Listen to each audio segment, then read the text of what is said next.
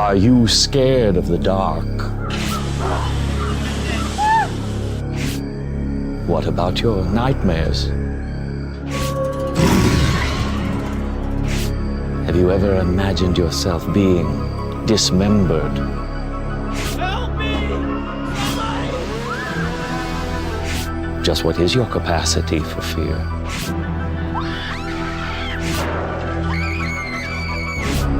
I think it's time we find out. I'm Albert Kane, and I am the caretaker. Tonight you will be my very special guest for the most intense night of terror on Earth. Universal's Halloween Horror Nights.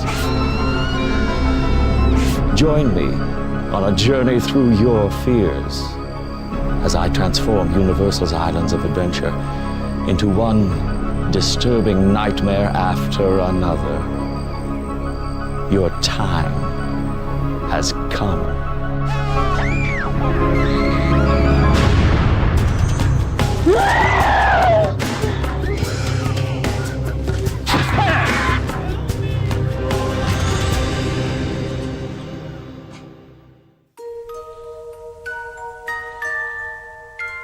Islands of Adventure, the newest theme park at the Universal Orlando Resort. 5 themed islands surround a lagoon. The attractions here allow you to defy gravity, brave the world's first inverted dual-track coaster, come face to face with a T-Rex, and scale buildings with Spider-Man in one of the most advanced attractions ever created. It is a thrill-seeker's paradise, exciting and terrifying. But that is nothing compared to what happens every October and November when the sun sets and a wickedness takes over Universal's Islands of Adventure. Evil arrives.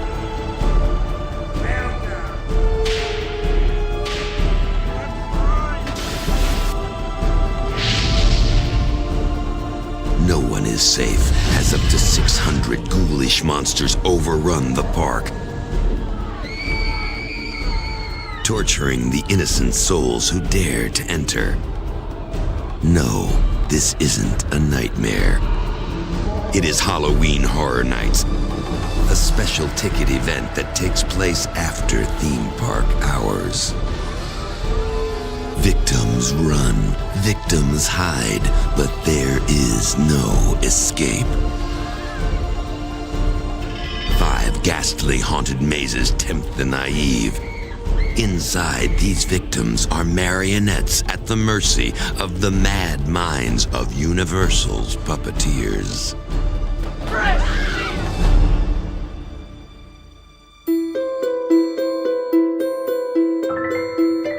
Halloween Horror Nights is one of the most professionally done attractions in the country.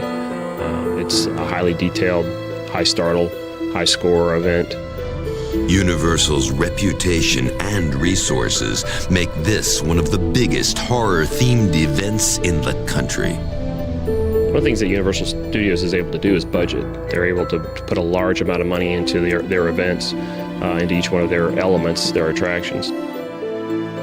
Another advantage Universal has is its history with horror. Long before Halloween Horror Nights wreaked havoc on theme park visitors, Universal Studios was making moviegoers squirm in their seats. Universal was known for its horror films, and it was also known that the horror films actually helped save Universal from financial disaster. Films such as Frankenstein, Dracula, The Mummy. But there's a big difference between watching a horrific event and living it. That is the challenge the designers of Halloween Horror Nights faced.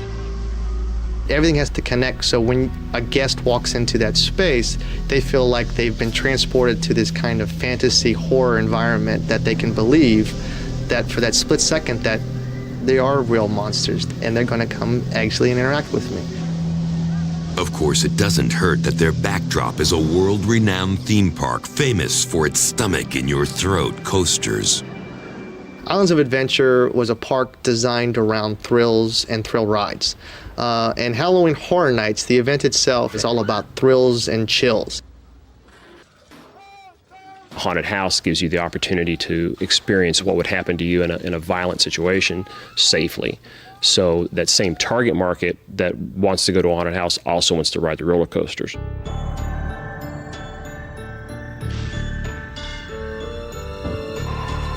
The Universal team spends an entire year designing the event. And there are plenty of scares here to freak out even self-proclaimed tough guys.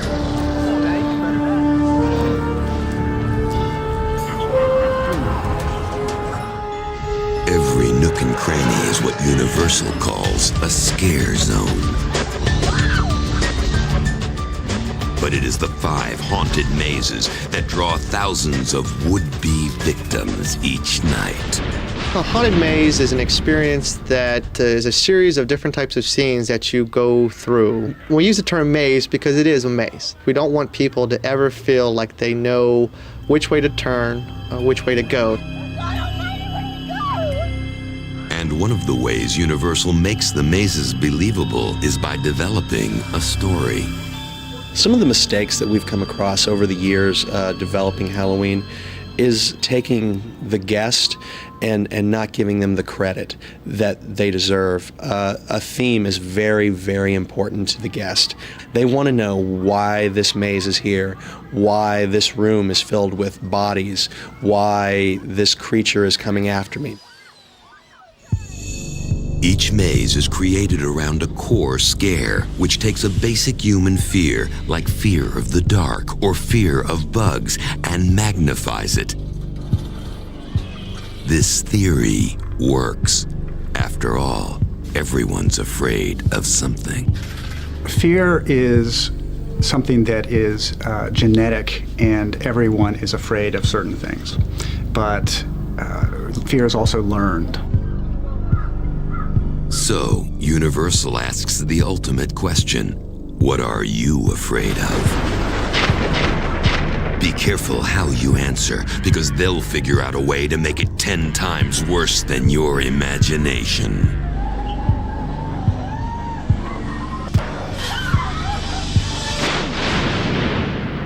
That leads us to our first horrific haunt, which focuses on one of the most common fears: death. Well, I think death is one of the things that most everyone tends to be afraid of. First of all, you don't know what's going to happen when you die. You don't know if it's going to be painful. Nobody wants to be in pain. There's no place with more deathly scares than the caretaker's haunted mansion, Scream House. He lived in this Victorian house that was right next door to a cemetery. And he would take the poor, he'd say, "You're sick, I need to take care of you." And then he would operate on them to find out how he could get the soul. It is in this unassuming soundstage that Universal created the biggest attraction at Halloween Horror Nights 12. In fact, it took dozens of construction workers and craft artisans to build the maze's structure.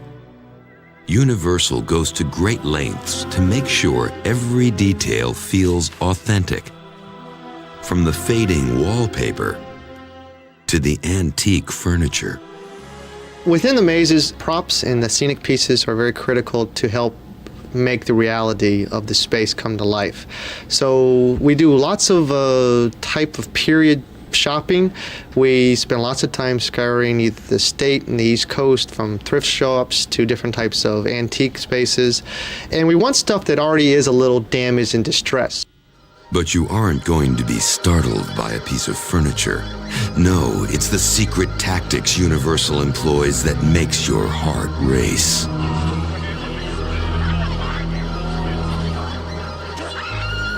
Scare tactics for what we do here at Halloween Horror Nights are something that, as designers, we keep very close to us. It's almost like the magician giving away the secret of how he pulls the rabbit out of the hat. 2 types of scare tactics are special effects and Scaractors, who are actors hired by Universal to give you the fright of your life. Our cameras got to go behind the scenes of Screamhouse to find out how they used these and other scare tactics like misdirection and distraction. Some of our scares are about distraction. The Scaractor here will fire this foot pedal, lets off that scream, and then another pedal here will activate a hydraulic gag.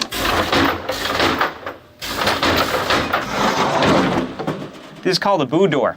We camouflage it in to look like the rest of the wall. This looks like a pantry.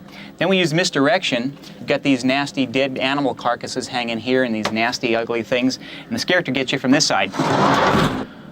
When we design our haunted houses, we try and bring our Scaractors at you from unexpected locations. Right now, it looks like you're 30 feet away from me, but thanks to this mirror gag, I'm right next to you, and that gives a good scare. Once the designers have developed the scares, it's up to the Scaractors to enforce them. What makes the heart of this house is the soul that you'll give it.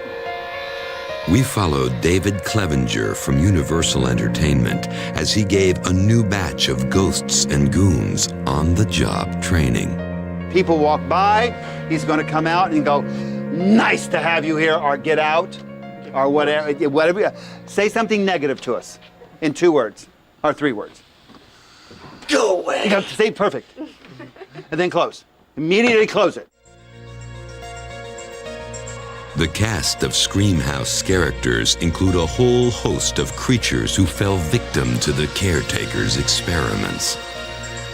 And to make sure a scare lurks around every corner, Universal staffed Screamhouse with up to 26 Scaractors a night.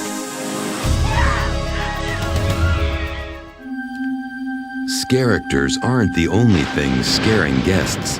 Scenic pieces play a major role. But how do they keep all the visitors from fingering the props? What's this? Simple. Smear them with the gooeyest concoction you can find. Petroleum jelly. There are some props in Screamhouse that can't be seen. They're smelled. Universal actually pumps in smells like dead flowers, dirt, and simulated rotting flesh. But once you've got the scents, how do you spread them around? There's 2 different types of techniques that we circulate the smells within our houses. There's a high-tech version, which is something that's an actual smell machine that you can buy. We use sometimes the low-tech version, which is also very easy to do, is actually we use crock pots, and we mount on top of the crock pots fans. We actually blow the smells in a certain range. We want a continual smell. And there's one effect visitors would definitely miss if it wasn't there. Listen and see if you can guess what it is. If you guessed sound effects, then you're right. Let's hear that clip again with sound.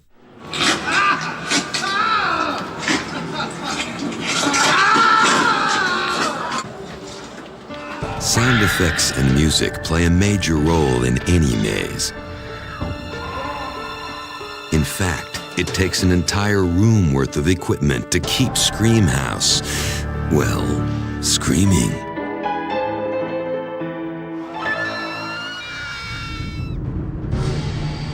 Now, lock your doors, close the blinds, and put the kids to bed. It's your turn to enter Screamhouse. The unexpected greets guests as they make their way through the twisting, decaying halls of the dilapidated mansion.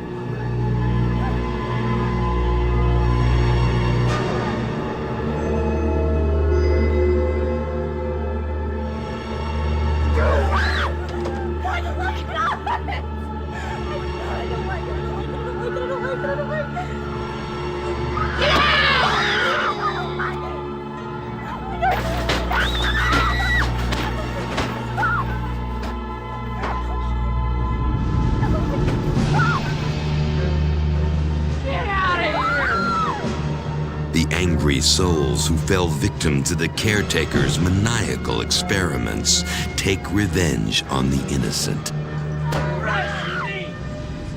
scaring them when they least expect it.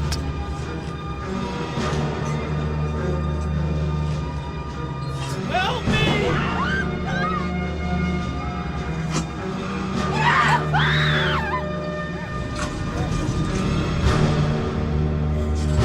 I can't move!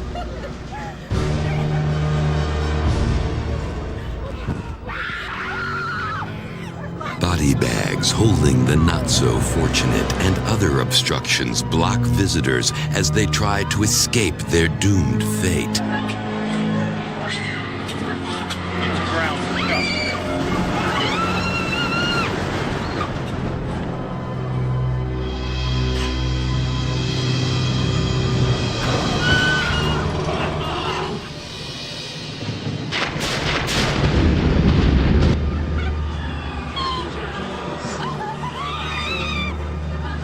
That finally leads them to the mausoleum and a face-to-face encounter with the caretaker.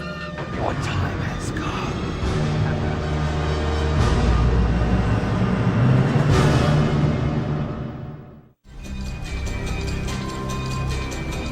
Tens of thousands of gore-greedy guests haunt this annual event each night.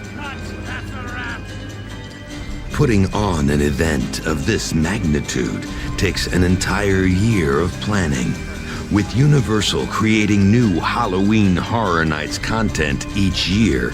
The design team starts working on next year's event right after the current one opens.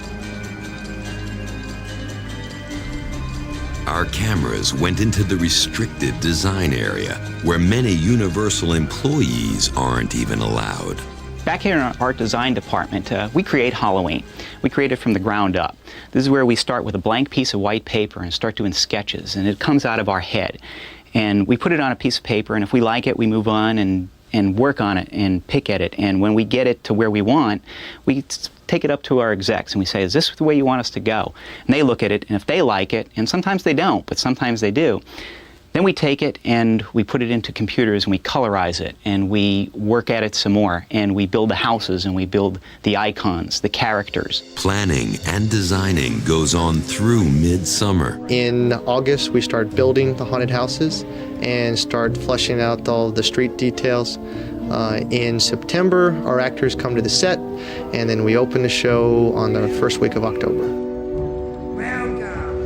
All this so visitors can get the ultimate Halloween Horror Nights high. The adrenaline rush.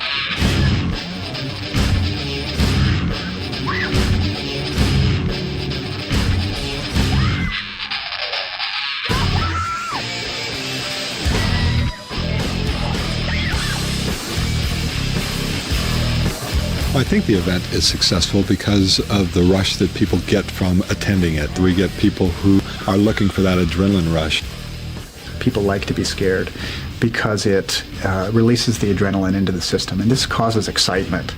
In fact, part of being alive is having that sort of chemical in your system. So, how does Universal turn a happy-go-lucky theme park by day into a land of terror by night?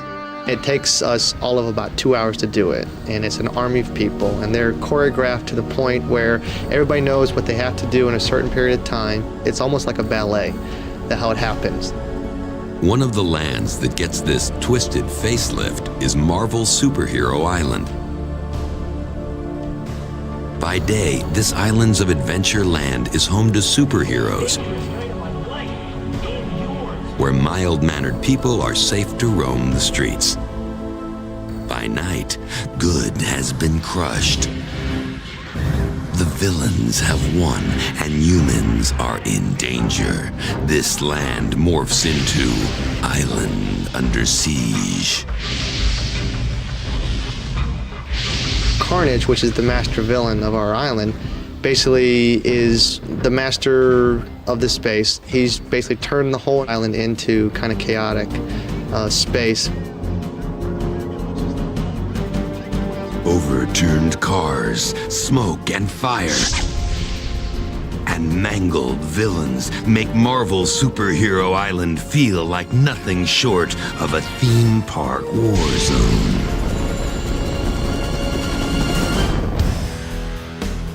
Amongst the rubble and rampage of Island Under Siege is one of the event's 5 mazes, Maximum Carnage. You have to navigate through this kind of barbed wire experience with gamma radiation and toxic chemicals, target practice with laser beams, and all the while these evil henchmen and supervillains chasing you, wanting to capture you and make you part of their evil clan. Maximum Carnage is an interesting attraction. There's a lot of actors popping out of nowhere. It's different from the other attractions, which is always good. A run through Maximum Carnage can be very threatening and make you feel out of control. Or at least that's how the Universal designers want you to feel. Maximum Carnage, the core scare, is all about threatening environments. It's about being out of control. So how did they create an atmosphere that appears to be threatening while keeping it safe? It's all about the high-tech toys. Basically, one of the scares we use in all the houses are these pneumatic devices. They're handed to the character, and as the guests walk through, they're frightened by the sound. And if that doesn't scare them, that will. This is the Vortex, or the tunnel. It's a lightweight cylindrical device that spins around a bridge as you're walking through it. It's basically backlit to give a disorienting effect that makes you kind of want to grab onto the rails because you're not sure of the motion that's going through. Basically, this is the waterfall effect. It consists of a series of pool pumps that draws the water out of a pool vat area, pumps it up 10 feet into the air. The water gently cascades over to the side. We accent this with lighting effects to give it more disorienting of effect, and then we scare from opposite directions for full effect. So what's it like to take a trip through Maximum Carnage? Now it's your turn to find out. A maze of twisted metal, chain link fences, and Carnage's henchmen are on the loose. The music is deafening. The lights are blinding as you trudge through pools of toxic waste.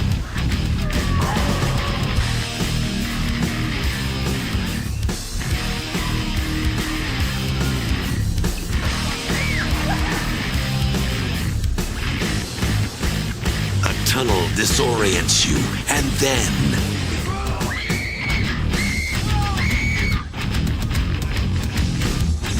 finally you enter the nuclear reactor room.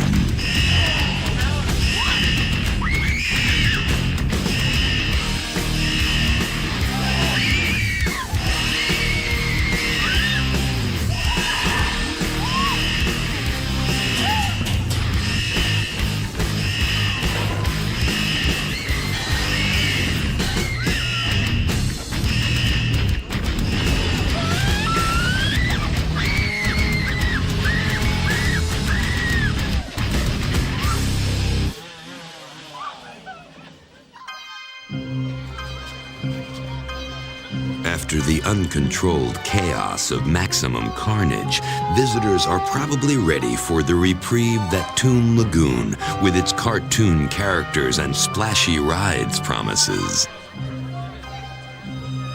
Too bad.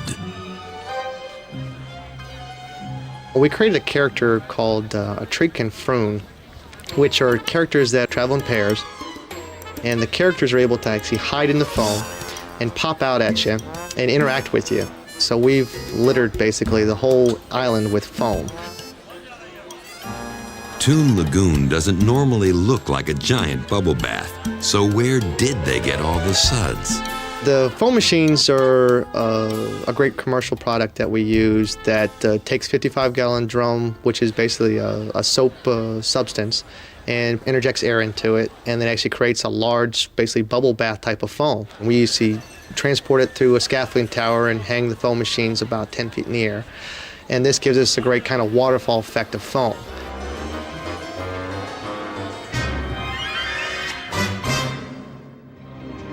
It's not all fun and games at this event.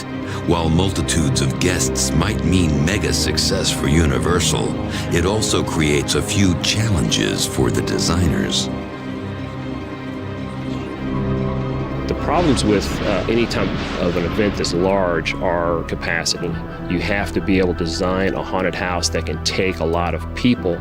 Otherwise, you couldn't handle the event. The people would riot in line after waiting 4 hours to go through a 15-minute experience. The greatest challenge that we face here is the large capacities of guests that come to our event. So for us, our biggest challenge is how do we still make it singular within the large amount of people that come and experience us. So we have to do that very strategically through the design, through the layout for how we actually able to split the groups up away from their safety and their security. There is no safety or security when it comes to the prehistoric creatures in Universal's Jurassic Park. We took the theme that follows the movies, which is where the dinosaurs have gotten out of their existing cages and now roaming the island free. And free they are. Packs of velociraptors stalk their unsuspecting prey, humans. Mutant half-men, half-dinosaurs are the hideous victims of a scientific experiment gone terribly wrong.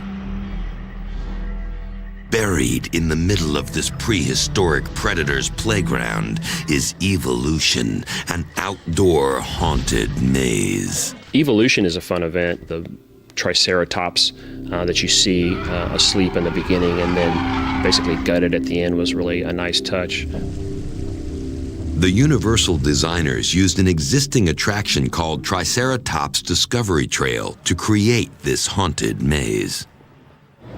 Our Triceratops animatronic in Discovery Trail isn't very threatening. It's not very scary. So what we did to remedy this is we built this stockade around here and we busted up all these big holes through here to make it look as though something violent and terrifying happened in here. Then to try and get heavy, quick movement inside, we have high-powered strobes placed around the stockade. And as they fire quickly, it makes it appear as though this animal is moving very quickly. Then, of course, we have a busted up, bloodied up Dr. Burton who comes right at you at this hole. Then later on, you'll see another animatronic of Dr. Burton after he's met his demise. We wanted to show the terror and the horror of some of these half-dino, half-human creatures that Dr. Burton created in his genetics labs. So we got a prop from the movie Lost World, which we had in our warehouses here at Universal Studios, and we made it look as though it was ripped right out of the animal, as though it got torn right out, spinal cord and all. And the interesting thing is, our prop builders just used AB foam for all of this goo and gore, the same kind of insulation foam you'd find in any hardware store. Are you ready to come face to face with a velociraptor? Then it's time to enter Evolution.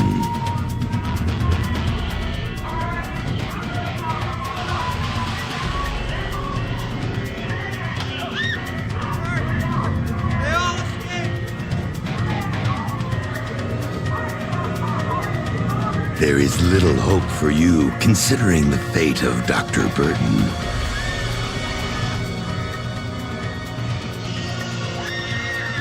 This trek through the jungle will bring you face to face with mutant creatures you've never even imagined.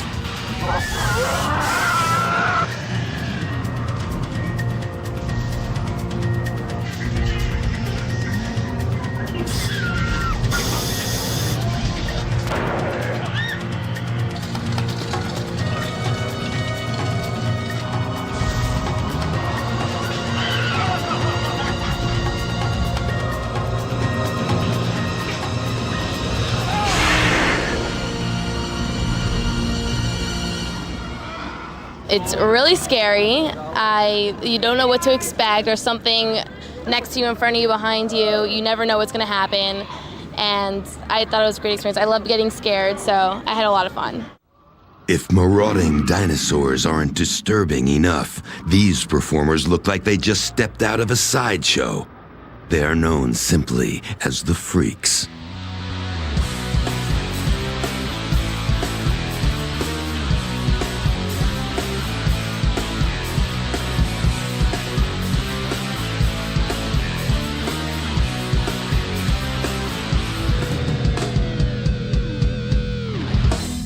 It takes a special kind of person to give you a close encounter of the freakish kind.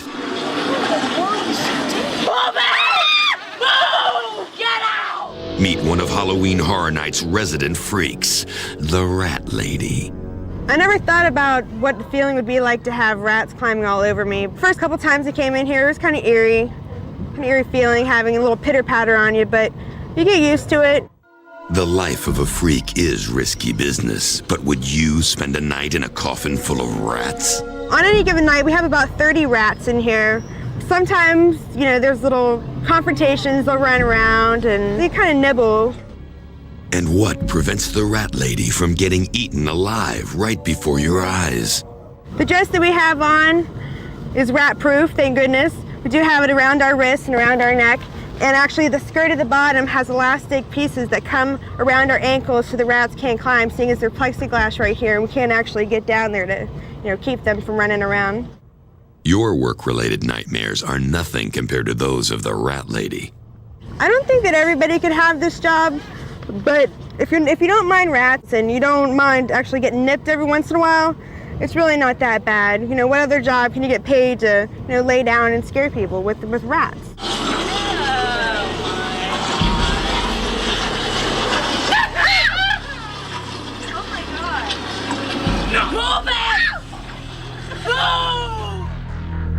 If that's not enough, then the sideshow outside of maximum carnage will shock some and make most queasy.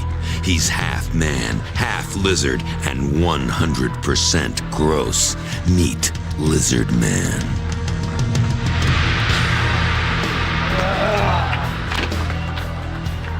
This freak gives new meaning to the word grotesque, with over 700 hours of tattooing covering his body, Teflon ridges grafted to his skull, teeth filed to points, and a forked tongue. But that's just an appetizer. Show him the dart. This is a dart game for the macabre. Oh. And lifting weights never looked so repulsive. If these freaks' vulgar displays of human mutilation and sideshow stunts don't give you nightmares, it is sure to cause a loss of appetite.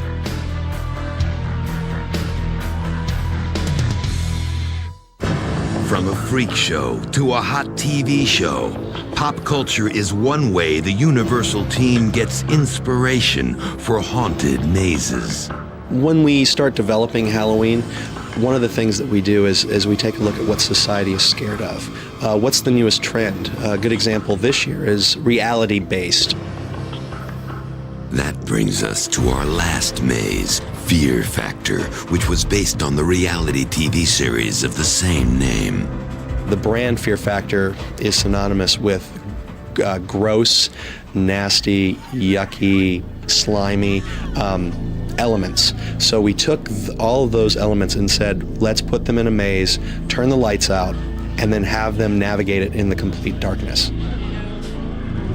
Fear Factor puts the creepy, crawly, gross, and gooey in a darkened maze.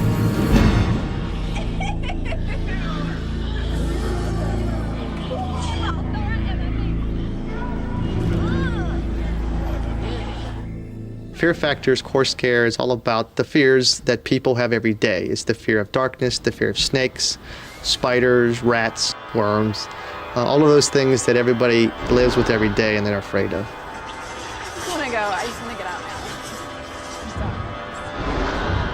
now. There's many reasons to be afraid of insects and creepy crawlies. I think that much of that comes from childhood.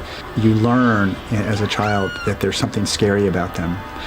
You see a spider and someone goes, ah, ew, and that teaches you then there's something to be afraid of.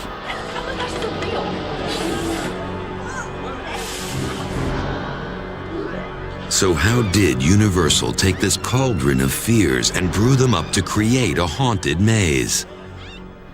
We're here in the worm room, and As you can see, what we've done is taken these lengths of rope, put gummy worms on, fishing lures, we've got these little snakes, and in the dark, these are going to feel like real worms, which are really going to play on people's fears.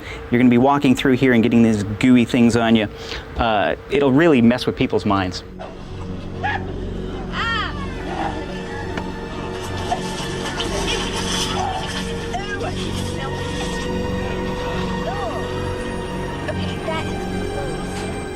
This is the hair room.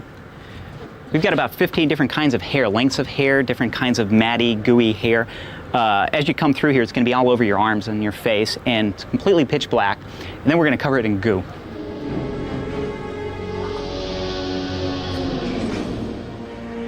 I'm backstage with one of our special effects here. This is the shock drop bridge. As people come through, a scare actor will be hitting this foot pedal, dropping that bridge 2 inches into complete darkness.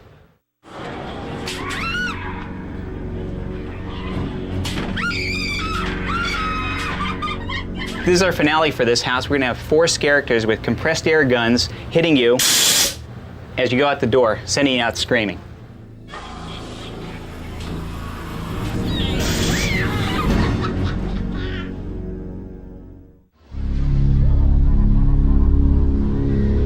To instill fear in park guests, Universal employs approximately 600 characters who make it a perilous adventure for those who brave the event. One of the star's characters of Halloween Horror Nights 12 looks like he could have popped out of the pages of a novel. Meet Nightmare. This menacing monster was the brainchild of the Universal Dream Team. But how do they turn an idea for a monster into the real deal? First, the concept is drawn as a pencil sketch. Then that drawing is transformed into a computer color rendering. From the color rendering, a small statue called a maquette is constructed. The prosthetics lab and costuming department then create the life-size costume. One of the most integral parts of Nightmare and many other characters is the mask. Making these synthetic disguises is practically a work of art. The staff that I have making everything for Halloween Horror Nights is generally a staff of about 20 people at this point. They're all extremely skilled makeup artists with skills ranging from sculpting, mold making, painting. And here's an eye-opener. They have to create multiple masks for one character. We might have to make 15 of the same mask because they're in different areas of a haunted house or they're in shifts. So it's not that we just make a mask and it's one person.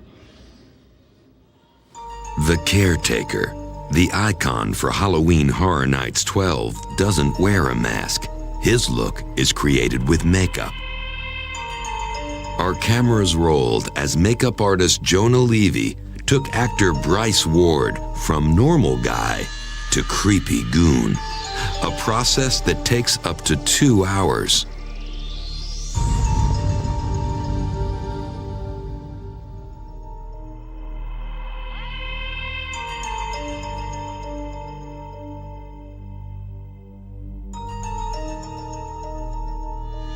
We bet you won't see a makeover like this on any other show.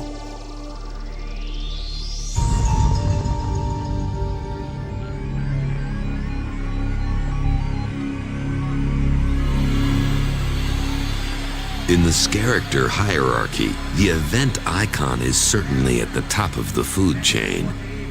But there are other roles that many people are chomping at the bit to play.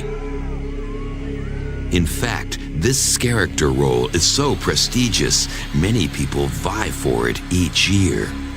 This elite group of characters has the ability to send visitors running for their lives. Meet the few, the proud, the chainsaw characters.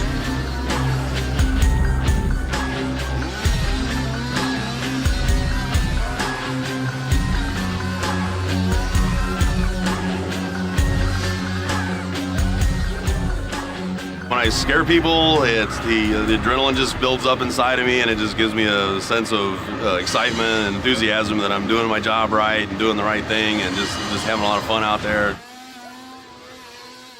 The easiest scare, and probably the most effective scare even today, is the chainsaw. It's the noise, it's the vibration, it's the fact that it's handheld, so it's mobile, and they are absolutely the most effective scare. If chainsaw-wielding psychos don't make you wet your pants, perhaps a trip back to your childhood will.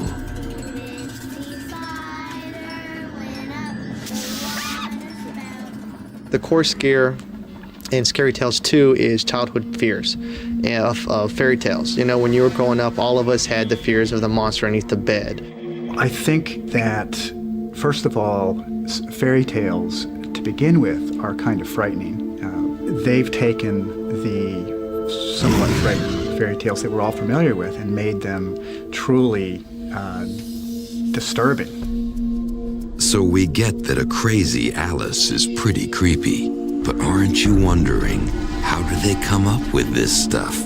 We went back to research material where we took Grimm's fairy tales and all of the little morality plays that we hear as kids. We took those characters, and as much as our audience has grown up, we took those characters and said, what if they grew up along with our audience? Of course, to create a scary tale, you need some scary characters.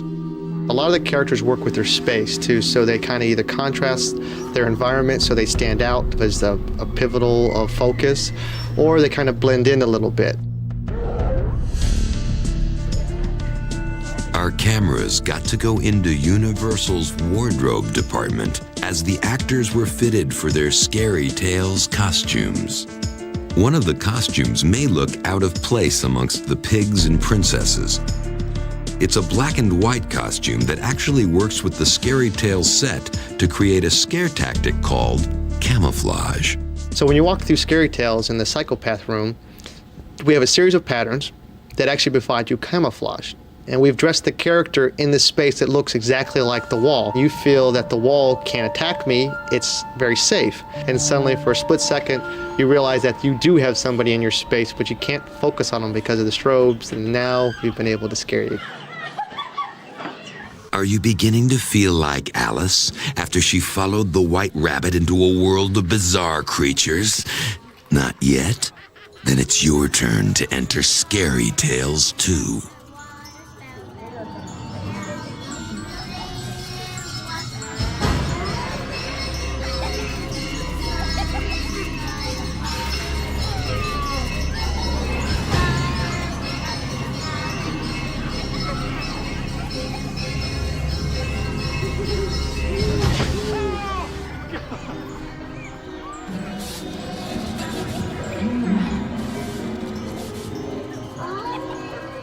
Have you ever come face to face with a room full of rotting dead lambs?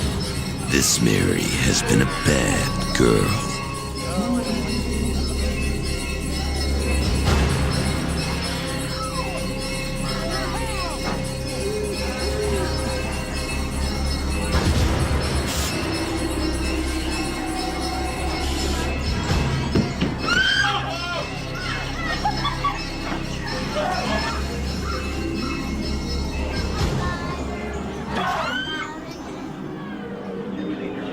It seems this grandma didn't get eaten by the wolf.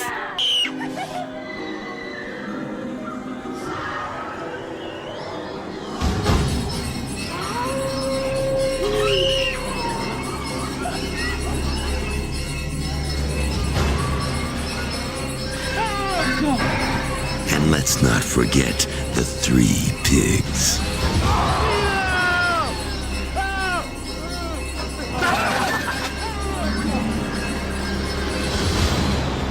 My favorite haunted house was Scary Tales because it couldn't see what was happening, and the people were in it were like really like energetic and like scary, and they jumped out at you from all different corners, and yeah, and somebody would get scared of, like right in front of you, and then you'd walk by and they'd scare you and still be scared. Some of the attendees of Universal Orlando's Halloween Horror Nights are die-hard fans that take Halloween very, very seriously. I'm a Halloween Horror Nights fanatic. I track it all year on the computer. I look at different websites to try to find out as early as possible what the new logo is going to be. I collect shirts, hats, pins, buttons, shot glasses, ashtrays. I have shirts from every year. I have at least, I think I have 40 shirts. I have almost anything you could want from Halloween Horror Nights, I probably have it. So what can these fans and others expect to see at future Halloween Horror Nights? The future for Halloween Horror Nights is very big, I think. This is an event that started with one weekend at Universal Studios Florida, our first theme park here in Florida, and we've now moved it to Islands of Adventure. As this event grows, it will outgrow Islands of Adventure, and I see it moving into probably 2 parks as the years pass us by, where we can even make the theming a little bit, more themed towards what's in our islands, and then take a more movie approach in the studios and join the two to kind of a mega Halloween Horror Nights. But there is one thing that will probably never change, and that is Universal's desire to scare you to death.